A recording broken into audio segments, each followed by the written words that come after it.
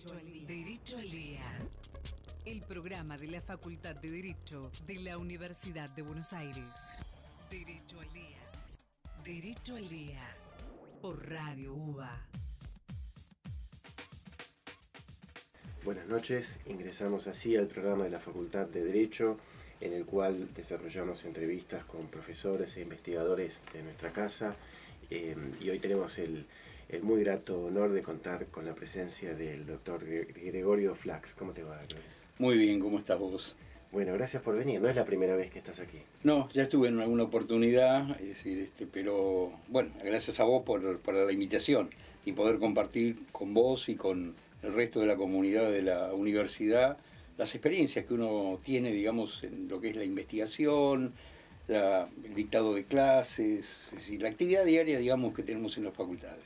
Te presenté primero como Gregorio Flax y tenés muchos títulos que te acompañan, pero de a poquito los iremos desarrollando. Por lo pronto, digamos que sos profesor de la facultad ¿desde qué año? No me acuerdo, son muchos. Mucho tiempo. Sí. ¿Siempre en Derecho Administrativo, en Teoría del Estado también estuviste? Empecé con Derecho Constitucional en la cátedra de Alberto Espota. Luego comencé con Administrativo. En aquella época todo dependía de un solo departamento, cosa que hoy sería imposible por la cantidad de comisiones, cátedras, cursos, etcétera. Y luego, ya por el año 88, empecé cuando el doctor Agustín Gordillo, tuvo la cátedra de Humanos, que hasta el día de hoy la sigue teniendo. Comencé a dictar Humanos con él y dejé Derecho Constitucional. Es decir, que soy profesor regular de Administrativo y de Humanos. Y Derechos Humanos es un tema que te ha convocado en distintas facetas, como docente, como investigador, y has trabajado muy arduamente en lo que fue la creación de la Cátedra Libre sobre el Holocausto.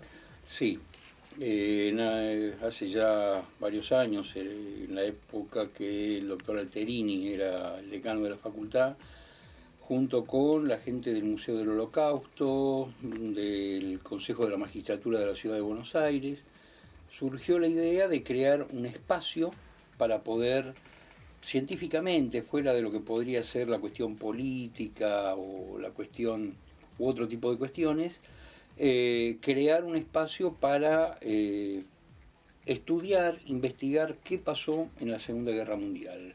Y dentro de esta Segunda Guerra Mundial, la otra guerra interna que hubo, que fue el Holocausto.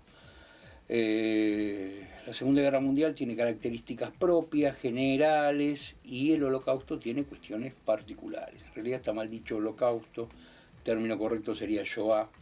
El Holocausto es cuando alguien se inmola en aras de alguna actividad o alguna cuestión, mientras que Shoah quiere decir tragedia, ¿no? Es decir, que es lo que le aconteció a la comunidad judía europea principalmente durante los años, desde los 30, porque empieza antes, años 33, 34 ya tenemos las famosas leyes de Nuremberg, es decir, y así continuamente, digamos, fue una escalada en donde fue un proceso que avanzó y nunca, es decir, se avanzaba y no se podía retroceder.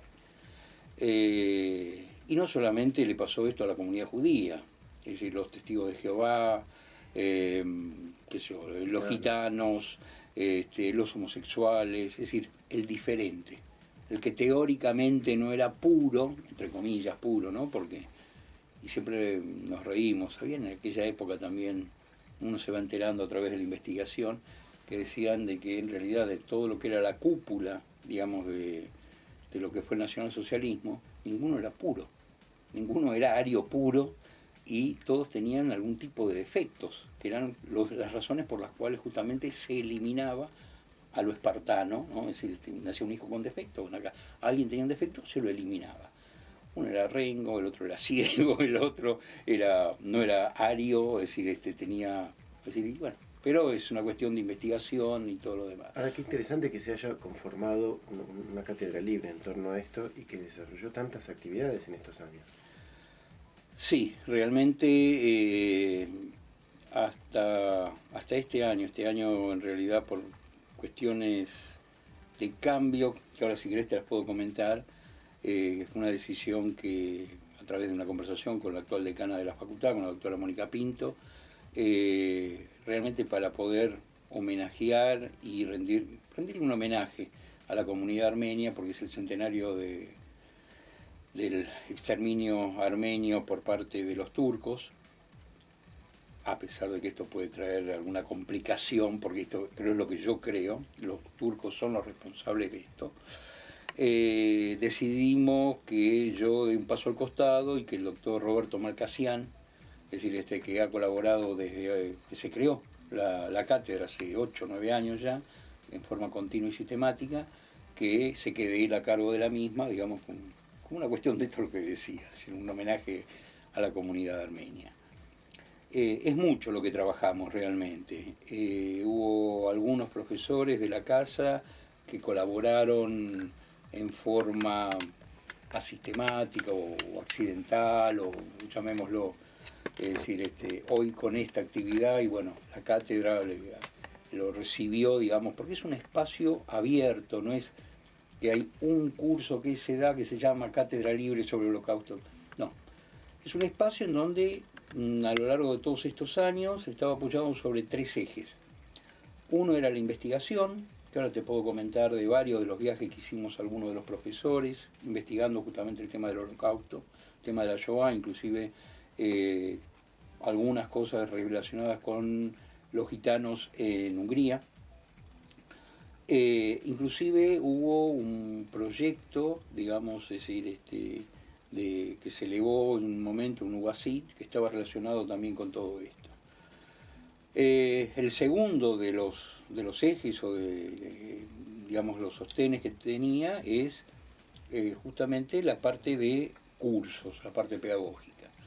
A lo largo de esto, con la licenciada Verónica Kovacic, que es historiadora, no es abogada, ella se encuentra aún dando un curso, Los derechos del niño frente al Holocausto, en donde cruza un poco la problemática y la situación de los niños durante el periodo de la Segunda Guerra Mundial y durante la Shoah.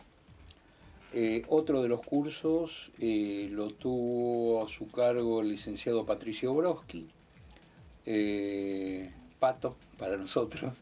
Él trabajó todo el tiempo con un curso cuatrimestral que es Genocidio y Memoria, recordando un poco toda la situación de dónde proviene todo esto de genocidio, la imposibilidad de aplicación de la Convención Internacional por las características propias, un poco la historia de todo esto, ¿no? Es decir, el propio Stalin históricamente que ordena vetar la resolución, porque obviamente con la problemática del Holodomor, en donde hay 2,5 millones de ucranianos que murieron de hambre producto de las locuras de Stalin, también, digamos, es decir, hubiera caído Stalin dentro de esta convención.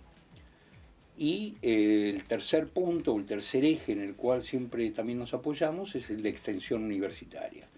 Dentro de esto, es decir, bueno, más allá de que la actual decana colaboró siempre, hemos podido traer a la Facultad de Derecho cerca de 10 o 12 sobrevivientes de los campos de concentración, de exterminio, de distribución que existieron.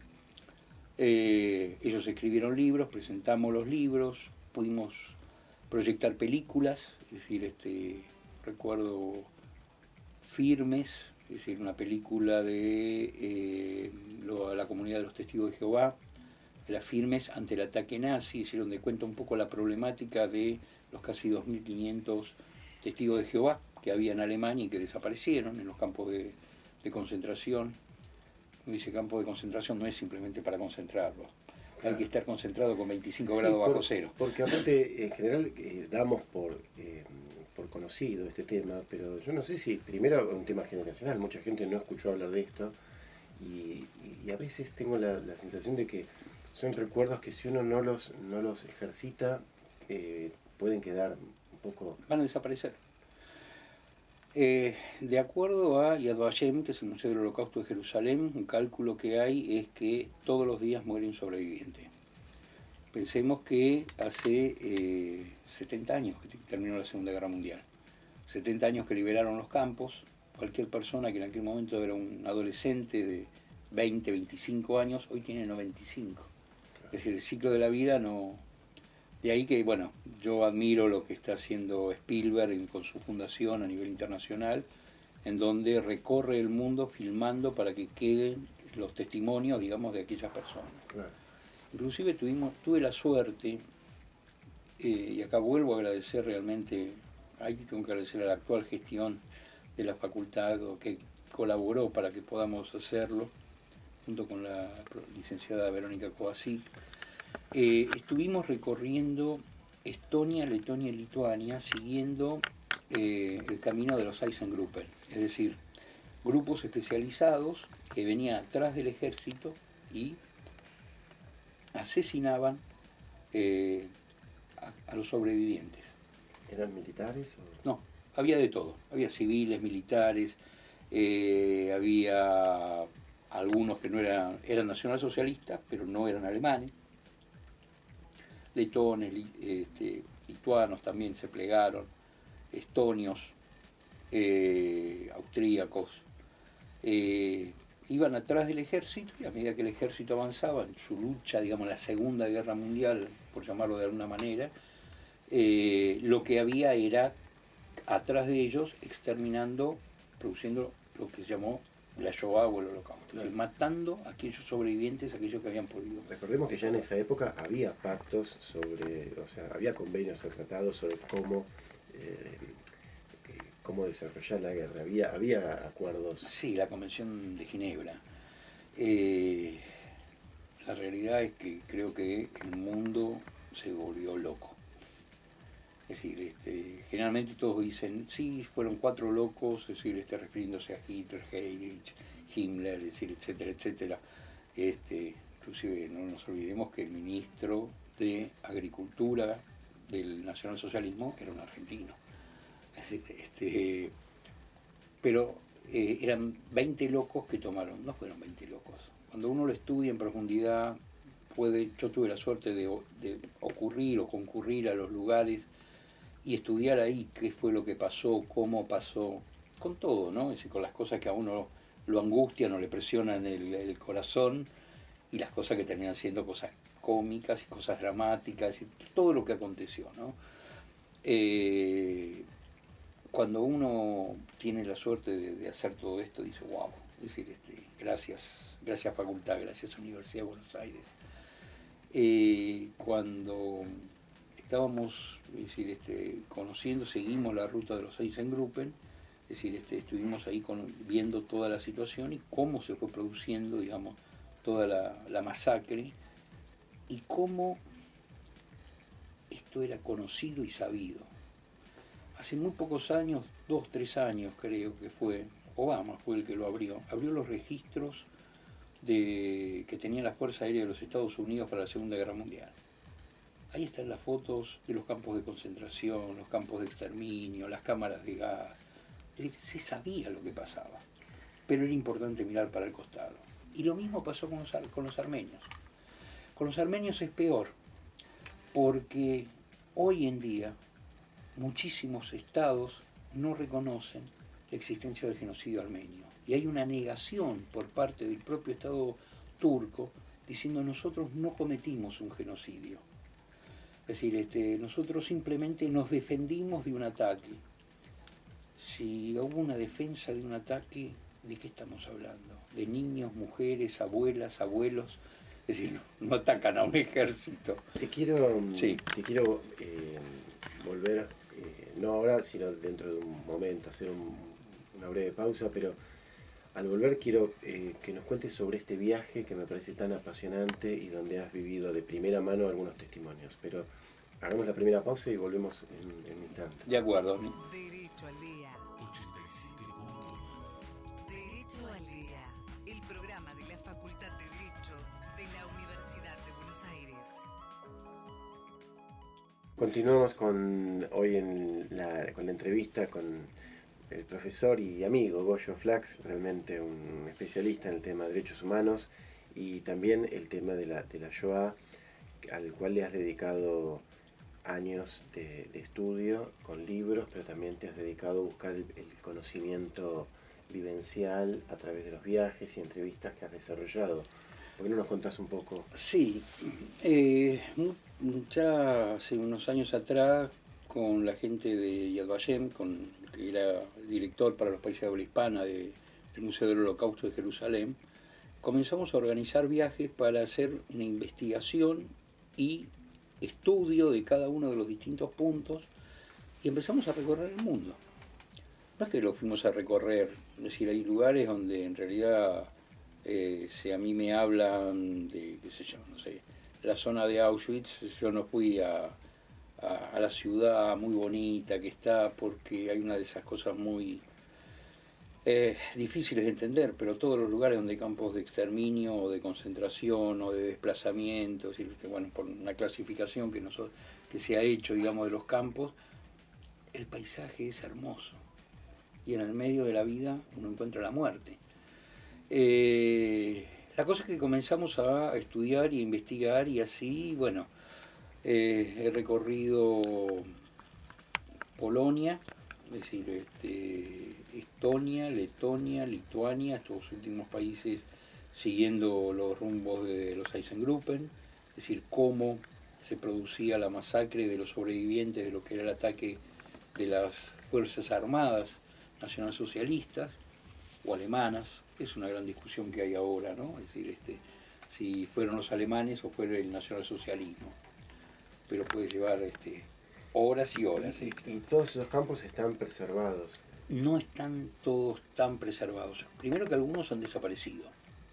Si yo hablo de, qué sé yo, no sé, Auschwitz está, hay una parte que está tal cual estaba en ese momento, digamos, si bien se voló lo que era los rusos cuando llegaron a Auschwitz, porque los rusos son los que liberaron Auschwitz, lo que hacen es volar la cuarta cámara de gas y el crematorio, lo vuelan porque dicen de que ese terror no puede ser visto, lo que pasó ahí no puede ser visto por nadie. Cuando llegan los ingleses paran todo el tema y dicen acá que no se toque nada. Ahí las vamos a hacer frase célebre del comandante de las tropas inglesas que dice filmen todo porque esto no lo va a creer nadie en el mundo, y no va a faltar alguno que lo niegue. Y cuando se refería a esto eran las montañas de cadáveres. Auschwitz está descuidado, digamos, es decir, porque es emblemático. Hay otros campos, Maidanek no existe más, es decir, hay monumentos al respecto. Y lo mismo pasa en Alemania. Este año he tenido la suerte de poder recorrer toda Alemania, República Checa, para ir a Terezín, que era el campo de concentración y exterminio de los niños. Doloroso, pero era la verdad. Después de ahí pude ir a Austria, en donde estuve en lo que fue la casa de Adolf Hitler, el nido de águila, en donde uno puede entender, estando ahí arriba, la megalomanía que tenía. Y luego recorrí a Lieja, nos fuimos a Lieja con un grupo de profesores de otras universidades también, y de ahí a Maastricht, en Holanda. Realmente es tremendo, pero bueno, quiero empezar a preguntarte a partir del bloque próximo sobre las repercusiones y la actualidad de ese holocausto que está presente, esa Shoah que está todavía presente, porque la tragedia sigue siendo parte de la humanidad y de la historia y no hay que olvidarla. Pero si te parece, vamos a hacer una pequeña pausa y volvemos en un momento. De acuerdo, dale, después seguimos. Derecho al día. 87.9. Derecho al día. El programa de la Facultad de Derecho de la Universidad de Buenos Aires. Iniciamos así el tercer bloque del día de hoy con la presencia de Gregorio Flax, Goyo para los amigos, un gran profesor, maestro, ahora actualmente subdirector del departamento de... Subdirector del Departamento de Derecho Público 2. Derecho Público 2, y bueno, creador y partícipe de la cátedra libre sobre el Holocausto que ha dirigido y en la que sigue participando. Ahora, este vínculo entre Holocausto o Shoah, como bien decís, como tragedia, tiene un vínculo con tu materia muy directo, obviamente, es una verdad de perogrullo lo que estoy diciendo, pero ¿cómo aparece o cómo incide en el surgimiento de lo que hoy, o el desarrollo de lo que hoy conocemos como el Sistema Internacional de los Derechos Humanos? Bueno, en 1945, cuando concluye la Segunda Guerra Mundial, el fracaso de la Sociedad de las Naciones era harto evidente, porque bueno, pasó lo que pasó, un mundo en llamas y destruyéndose, y surgen las Naciones Unidas. Dentro del ámbito de Naciones Unidas, una de las primeras medidas que se toma la Asamblea General es la creación de una Convención Internacional de Derechos Humanos, es decir, fijar cuáles eran los derechos inviolables que tenían cualquier persona por el hecho de ser persona. A partir de ahí se crea el Sistema Universal de Derechos Humanos y paralelamente comienzan a surgir los sistemas regionales. En América, en Europa, en África, ahora se ha puesto, África hace muy poquito, 60 días, su primer sentencia ha tenido el sistema africano. Asia no tiene sistema propio, pero así se creó el Sistema Universal. Ese Sistema Universal da lugar a estos dos sistemas regionales, el europeo y el americano. Comienzan prácticamente en forma conjunta, es decir, primero fuimos nosotros y luego los europeos, a pesar de que los europeos, creo yo, que producto de haber vivido la Segunda Guerra Mundial y haber visto las masacres y lo que aconteció, evolucionó mucho más rápidamente que el nuestro. Cuando digo el nuestro hablo del americano. Digamos que la Argentina recién con la vuelta de la democracia en el año 84. En el año, es decir, exacto, es decir, ahí teníamos toda la cuestión. El sistema empieza a funcionar antes, Claro. pero nosotros en el 24 de marzo de 1984 se sanciona la ley 23054 que incorpora la Convención Interamericana de Derechos Humanos a nuestro régimen jurídico. Trajo mucho dolor de cabeza y lo sigue trayendo, y ahora que están en un ámbito, en rango constitucional, más todavía, ¿no? Y creo que a lo largo de estos años ha ido evolucionando el sistema. Cada vez hay nuevos conflictos o nuevos temas que van surgiendo. Nuestro sistema, bueno, a partir de que lo incorporamos constitucionalmente a los tratados internacionales de derechos humanos, los enunciados en el 75-22 de la Constitución, nos trajeron algunos dolores, nos están trayendo y van a traer más dolores de cabeza, porque la realidad es que los tratados fueron incorporados en las condiciones de su vigencia. ¿Qué quiere decir en las condiciones de su vigencia? Las condiciones de su vigencia es cómo los interpreta el máximo tribunal que resuelve esta cuestión. Es decir, en el caso de la Corte Interamericana de Derechos Humanos respecto al Pacto Interamericano o Convención Interamericana de Derechos Humanos. Y acá surgieron algunas cuestiones que, hablándola con alguna de las titulares de cátedra de Derechos Humanos, lo discutíamos y seguimos discutiéndolo. ¿Qué pasa en aquellos supuestos en donde tenemos fallos divididos? Porque un tribunal colegiado, como es el Tribunal Interamericano de Derechos Humanos, puede ser de que fallen en forma diferente. Es decir, que algunos consideren que existe violación de derechos humanos y otros que digan no existe violación de derechos humanos. Por de pronto ya aconteció en una o dos oportunidades, hay mayoría, se respeta la mayoría, pero así como tenemos unas mayorías de 5-2, puede llegar a haber una mayoría de 4-3, Claro. O 3-3 y una abstención, y que el voto del presidente, que vale doble, es decir, determine, digamos, la inclinación de la balanza. Nosotros, a través de distintos fallos, Giroldi, Bramajo, La Trebús, es decir, ahora el último bueno, no me acuerdo, el del chiquito hoy ya no es chiquito, en aquel momento era chiquito, que tuvo el accidente en Campo de Mayo. Furlan, gracias. A través de todo esto fuimos armando una estructura jurídica por la cual nosotros estamos obligados, que esto lo dice inclusive el artículo 2, en mi interpretación y la de muchos de los que nos dedicamos a los derechos humanos, todo esto trae aparejado una obligatoriedad de aplicación. ¿Cómo lo aplicamos? Si la cosa está, que no está muy clara. Es decir, todo esto dice, bueno, tenemos que aplicarlo. ¿Lo aplicamos? Acá tenemos otro de los grandes dolores de cabeza. ¿Quién aplica y la interpretación que hace de lo que son los derechos humanos? Los derechos humanos son regalarle a alguien algo porque está en una situación de carencia, o realizar, a nivel de Estado, ¿no? O realizar las actividades necesarias e inclinar la balanza de tal manera para que esa persona pueda acceder. Bueno, estos son dos modelos diferentes. Yo creo que a lo largo de los últimos 10 años ha existido un modelo de prebendas, obsequios, sin controles, porque tenemos un Estado descontrolado, un Estado donde los controles de seguridad, los entes reguladores no existen. Es decir, hoy salimos a la calle y hay lugares en donde no hay luz. Es decir, y todo esto, bueno, trae problemas. ¿Estos son derechos humanos? ¿No son derechos humanos? ¿Tengo el derecho a que se me brinde un servicio? Yo creo que no son derechos humanos, que van más allá, son derechos que de alguna manera debería el Estado cumplir. Acá hablamos de que el Estado nacional ha tenido un gran desarrollo de los derechos humanos. Y yo siempre digo lo mismo, a veces en la facultad cuando discutimos con los chicos de las distintas agrupaciones, es decir, le digo, a ver, ¿qué es lo que tomamos por derechos humanos?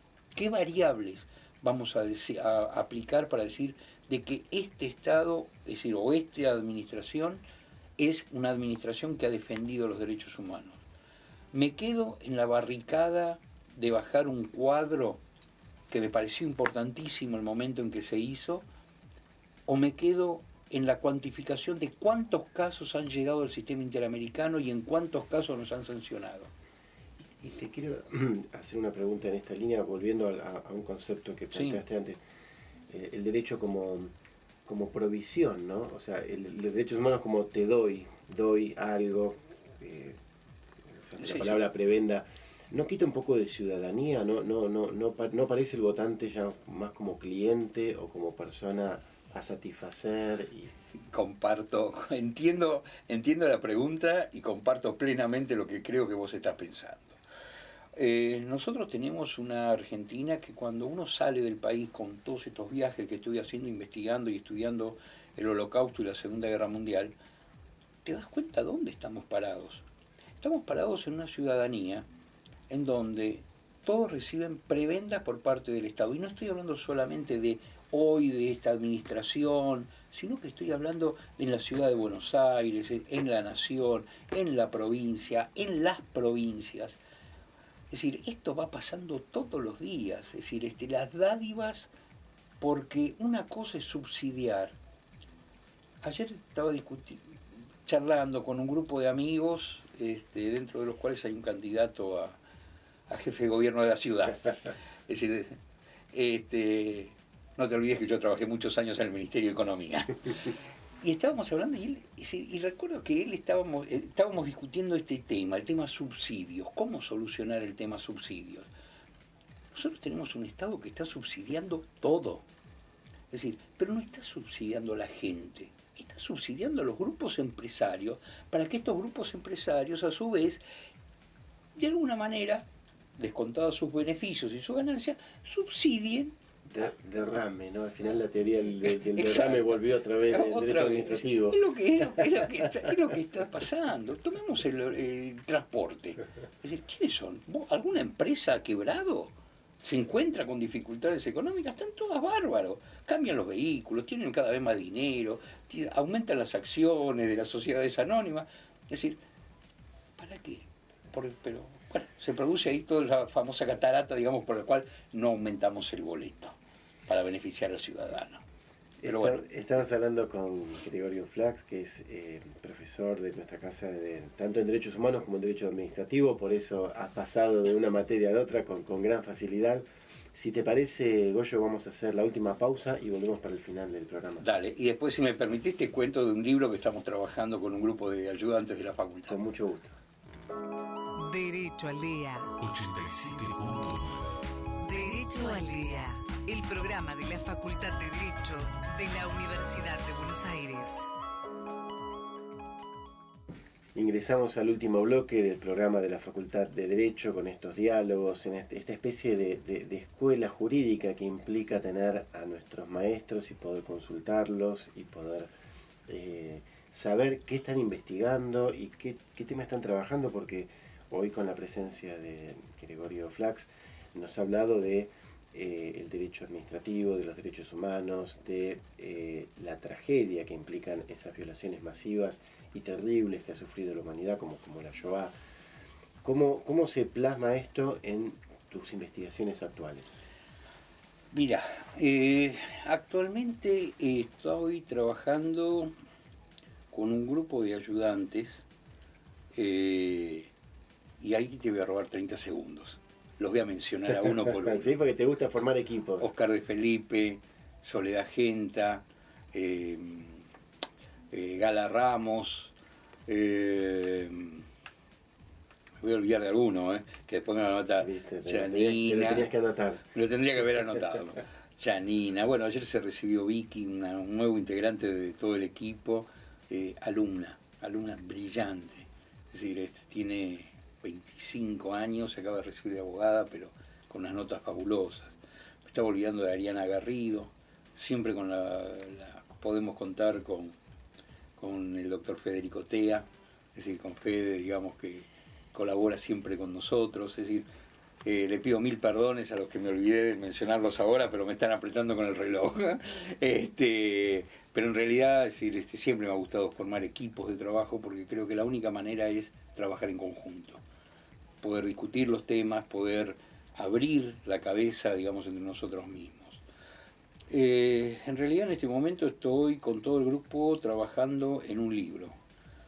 Derecho Administrativo y Derechos Humanos. Justo. Un tiempito atrás, yo estoy más allá de la amistad que tengo con el doctor Agustín Gordillo, coordinar y poner una mano junto con Adelina Loiano en la coordinación de su cátedra. Yo estoy en la cátedra de la doctora Susana Albanese. Producto de esto, se escribió un libro sobre control de convencionalidad hace ya unos años, en donde yo escribí sobre el control de convencionalidad en el procedimiento administrativo. A muchos administrativistas no les gusta esto, pero creo que esto es el paso adelante que tenemos que dar todos. Cuando un director de jurídicos de cualquier organismo, y te comentaba entre actos, ¿cómo se llama esto? Entre tiempos, te lo decía, yo fui durante varios años director de legales en la Secretaría de Industria y Comercio. Y yo cuando dictaminaba, no dictaminaba de acuerdo a la ley, dictaminaba en realidad de acuerdo a la Constitución. Los directores de jurídicos dictaminan de acuerdo a la ley y lo que más o menos llamamos derecho constitucional. Pero se nos olvidamos de que hay una convención, hay una serie de documentos incorporados por el artículo 75-22 que en las condiciones de su vigencia están, es decir, deben ser aplicados, son operativos, no programáticos. Es decir, y esto es algo que no se usa, no se dice. Y esto es el control de convencionalidad. Es ver o recomendar lo que yo voy a hacer o lo que yo recomiendo que se haga, que debe estar de acuerdo con lo que dice la Convención Interamericana de Derechos Humanos, por ejemplo. ¿Y este libro está compuesto por varios capítulos? Varios capítulos. En realidad el título original era Intersecciones de los Tratados de Derechos Humanos en el Derecho Administrativo, pero era muy largo. No entraba en ninguna portada. En ninguna portada, teníamos que usar toda la portada. Pero bueno, hablamos sobre el tema de la responsabilidad del Estado. Aprovecho para un chivo, digamos, de la Facultad de Derecho, el 10 de septiembre, la cátedra del doctor Balbín, va a ser una jornada justamente sobre responsabilidad del Estado, el Salón Azul de la Facultad de Derecho, no sé qué hora, creo que es todo el día, en donde justamente, bueno, parte de esto lo voy a decir, porque es así, ¿no? Nosotros cambiamos el Código Civil, cambiamos la responsabilidad del Estado, ponemos, sacamos, rasgan la vestidura sobre la discusión de las normas que están en el nuevo Código Civil, si son para defender al, qué sé yo, cuando se vaya el Ejecutivo, o cuando no se vaya el Ejecutivo, si se va, no se va, y nos estamos olvidando de que en realidad, si esas normas son contrarias a la Convención Interamericana de Derechos Humanos sobre lo que es la responsabilidad del Estado, son nulas de nulidad absoluta, son inconvencionales, un término que vamos a tener que empezar a aplicarlo, y antes hablábamos de inconstitucional, ahora hay que hablar de inconvencionalidad. Ahora, es llamativo, sos un hombre joven, pero realmente el vigor y la fortaleza con la que seguís peleando las causas es admirable. Tuve grandes maestros, tuve muy grandes maestros. Es decir, desde, qué sé yo, en el ámbito del derecho administrativo, Agustín Gordillo, Graciela Reiris, Graciela Guidi, Osvaldo Ciceles, fueron mis maestros. Cuando yo cursé Derecho Administrativo, la cursé con un título, era una carga horaria 3 veces lo que es ahora, ¿no? Porque ahora tenemos los planes, todo eso era de una sola materia. El titular de cátedra era Héctor Mayral. Héctor venía, me acuerdo, era tempranito, era un curso de las 7 de la mañana, 7 a 9 de la mañana. Era una cosa terrible llegar a las 7 de la mañana a la facultad. Él venía y nos hablaba y nos daba clase. La adjunta de él era la doctora Graciela Reiris, que después durante varios años fue titular de cátedra, es decir, directora del departamento, es decir, un lujo. Esa era la adjunta. La jefa de trabajo práctico era la doctora Graciela Guidi, que cualquiera que camine pasillo de la facultad y que tiene un mínimo así de historia de la facultad sabe quién es Graciela Guidi. Estoy hablando que políticamente ninguno pensaba igual que ninguno, todos hablaban. No es como ahora que, no, con este sí, con este no.